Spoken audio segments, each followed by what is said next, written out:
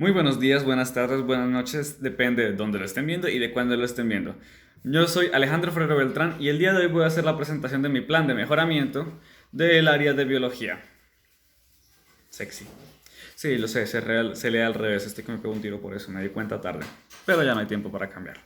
El día de hoy voy a hablarles respecto a tres diferentes temas. Voy a hablarles respecto al origen de la vida, a la selección natural y a la selección sexual. Empezando por el origen de la vida, deberíamos hablar de la teoría más popular que existe para explicar cómo surgió el universo. Dentro de esta teoría, y esta teoría es la siguiente, la de el Big Bang. Una de las versiones más populares del Big Bang se dice que toda la materia que contenía el universo, los átomos, las fuerzas naturales y todo eso, estaba contenido dentro de un huevo cósmico, el cual obviamente era súper pesado, súper caliente y súper denso, hasta que llegó un punto en el que este huevo se desestabilizó y pasó lo que tenía que pasar inevitablemente en el universo: el huevo explotó, lanzando toda la materia que tenía dentro de sí mismo hacia el universo en sí, formando los diferentes cuerpos celestes que conocemos hoy en día, como lo pueden llegar a ser los diferentes planetas, las diferentes estrellas, los cometas, los asteroides, las nebulosas, los agujeros negros, etcétera. De, de ahí se cree que la vida surgió cuando los planetas se estaban formando. Siendo por ejemplo el caso de la Tierra, cuando el planeta se estaba empezando a enfriar, cuando se estaba enfriando ya, y empezaron a surgir diferentes elementos como por ejemplo el agua es la cuna de la vida, es cuando se empiezan a formar diferentes organismos y a partir de ahí empiezan a evolucionar. Algunos se quedan en el agua, otros se quedan en la tierra, y los que se van a la tierra evolucionan hasta llegar a lo que podemos ser hoy en día los animales como los seres humanos, los animales salvajes, o los que se quedan en el agua como los peces, las plantas marinas. En la tierra también se aplica lo de las plantas. Aparte de eso hay otra teoría, la cual es la panspermia, la cual es una teoría que dice que un asteroide se fijó como objetivo el planeta Tierra. Esto es muy interesante debido a que hay una teoría que habla de que el frío es el origen de la vida. ¿Por qué? Porque el frío juega un papel fundamental en nuestro universo. Los seres humanos utilizamos el frío a nuestra conveniencia cuando lo necesitamos. Caso de ello puede ser cuando congelamos un elemento como por ejemplo el hidrógeno. Aparte de eso, esto ocurre de manera natural en nuestro universo. En una de las lunas de Júpiter existe hielo concentrado de metano. Esta teoría habla de que la vida se quedó congelada, se quedó atrapada dentro de esos bloques de hielo y hace miles de años, millones de millones de cometas impactaron la Tierra y al esta estar más caliente que los rincones más fríos del sistema solar y del universo, se derritió el hielo, permitiendo que los diferentes organismos se mezclaran con el entorno. No sé si se alcanzará a ver, lo voy a acercar lo más posible. Ahí está, se supone que este es el meteorito y estos pequeños puntos de acá son los microorganismos que estaban atrapados dentro del hielo que impactó con el planeta. Además, existe una teoría la cual es llamada el caldo primitivo de Oparín, el cual nos hablaba de que... No, espera un momento, ese caldo no, perdón, es que tengo hambre, eso olvidemos de eso, eso no. El caldo de Oparín, el cual se componía de diferentes elementos, como por ejemplo el agua, el nitrógeno, el hidrógeno, el carbono, un elemento eléctrico y la luz ultravioleta. Se decía que la suma de todos estos elementos permitía que los microorganismos prosperaran, amalgamándose en una masa que le permitiera al organismo tomar vida. Si lo miramos bien como con un trasfondo, podríamos explicarlo esto como una especie de origen de generación espontánea, debido a que al combinar todos esos elementos surge la vida. ¿Sí? Toma vida automáticamente. Entonces tiene algo que ver mucho con la generación espontánea, la cual es nuestra siguiente teoría.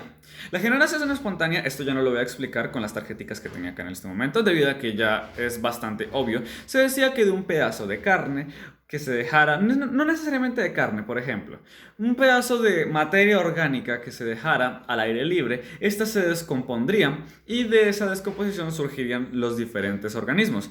Esta teoría se creía debido a que de la basura se veía que salían ratas, de la carne podrida se veía que salían moscas, entonces la gente tendía a creer que esta basura producía los seres vivos, por eso se surgía la teoría de la generación espontánea. Se realizaron muchos experimentos hasta que por fin se logró refutar esta teoría. Más explícitamente, el químico, si no estoy mal, Louis Pasteur fue quien logró refutar en gran medida esta teoría, ya que antes de él habían diferentes científicos que habían intentado refutar esta teoría, pero que por X o Y no habían logrado refutarla. Tal es el caso de un científico cuyo nombre no recuerdo en este momento, el cual hizo esta teoría, pero se la negaron debido a que selló las botellas de vidrio. Y entonces la gente decía que no entraba la esencia vital y por eso no se podía generar la vida. Sin embargo, Louis Pasteur, el autor del método de pasteurización para conservar los alimentos, logró demostrar que sí tenía que ver con el aire, que no se generaba en los organismos de forma espontánea, que eso no era así como así. Al dejar una manguera larga, torcida, de diferentes formas, totalmente abierta por la que podía circular el aire. Y en el fondo de esa manguera había un caldo que estaba totalmente sellado y que estaba conectado a esa manguera. Al no generarse diferentes organismos, como por ejemplo, al no deteriorarse este caldo, perdón, es cuando los científicos refutaron totalmente esta teoría y la dejaron de lado. Fuera de eso ya existen diferentes creencias de cómo surgió la vida. Una de ellas es la creencia del fijismo, que dice que todos los seres hemos sido así desde el principio, no hemos evolucionado, no hemos avanzado, sino que los seres humanos desde el inicio de los tiempos somos como somos y los animales también son como han sido hasta ahora, vienen siendo desde el inicio de los tiempos. Fuera de eso también existen teorías un poco más orientadas hacia lo católico, bueno, no hacia lo católico, no, hacia lo religioso, en la cual cree muy ciegamente en la teoría de que el ser humano viene y proviene de como lo dice la Biblia, que primero Dios creó la tierra, el agua, los mares, los animales, luego creó al humano y de la costilla del hombre surgió la mujer. Sin embargo, esta teoría ha sido refutada en muchas ocasiones debido a que dos seres humanos solamente no hubieran podido generar la variabilidad genética que tenemos todos los seres humanos. Cerrando ya este tema, quiero hablar ahora de la selección natural. Se habla de selección natural con respecto a cómo actúa la distribución de ciertos caracteres en una diferente población. Se suele representar por medio de un gráfico de campana, siendo la curva de esta el índice de proporción de los individuos con dicho rasgo. Dentro de la selección natural existen tres selecciones diferentes, como por ejemplo puede ser la selección estabilizadora. ¿Qué es la selección estabilizadora? La selección estabilizadora es aquella selección natural, la cual elimina por completo los rasgos extremos, tanto los superiores como los inferiores, y solamente favorece a los rasgos intermedios. Un ejemplo de esto que podría ser los ciervos. Los ciervos compiten año a año para poder aparearse, eso también es un ejemplo de selección sexual, pero ya hablaremos más adelante de eso.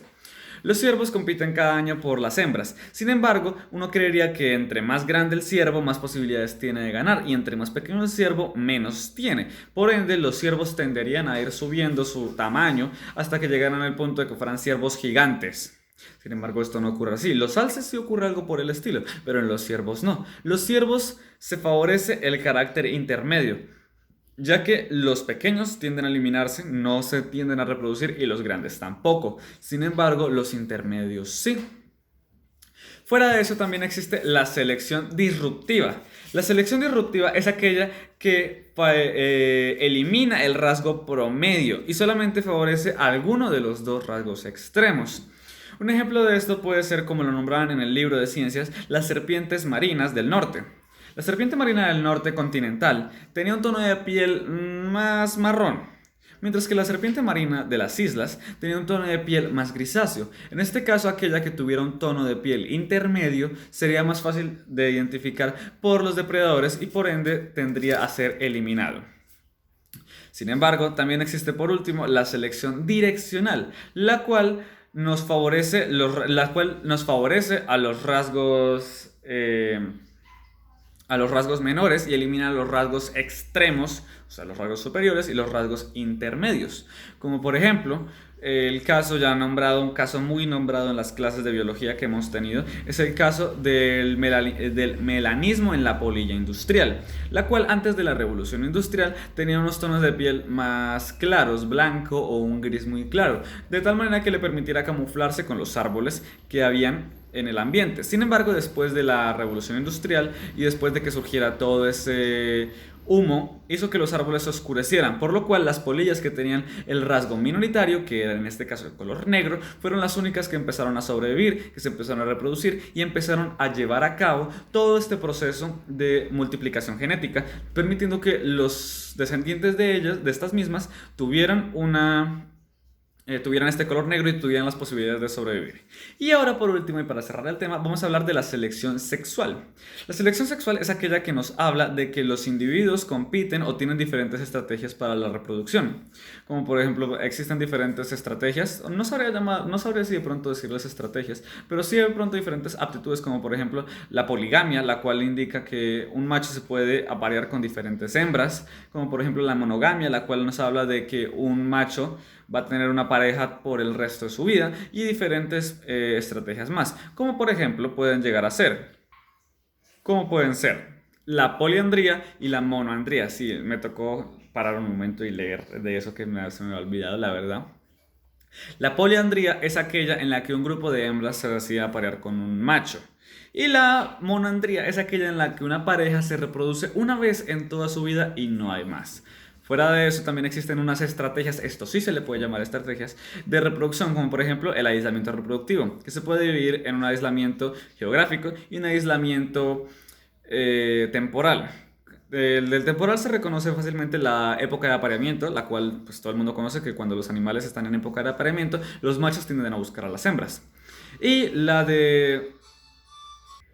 geografía es aquella en la cual los machos o las hembras emigran para poder encontrar su pareja, siendo por ejemplo el caso de los caribúes. Los caribúes o caribús son aquellos animales que son como los alces, que están en la nieve y que ellos viajan diferentes distancias. Las hembras viajan, o sea, las manadas están compuestas por hembras y las hembras viajan buscando a los machos. Viajan hasta cierto punto ancestral en donde se reúnen cientos de miles de caribús y ahí se aparean. Este es un ejemplo muy eficaz de lo que es el aislamiento selectivo, si no estoy mal.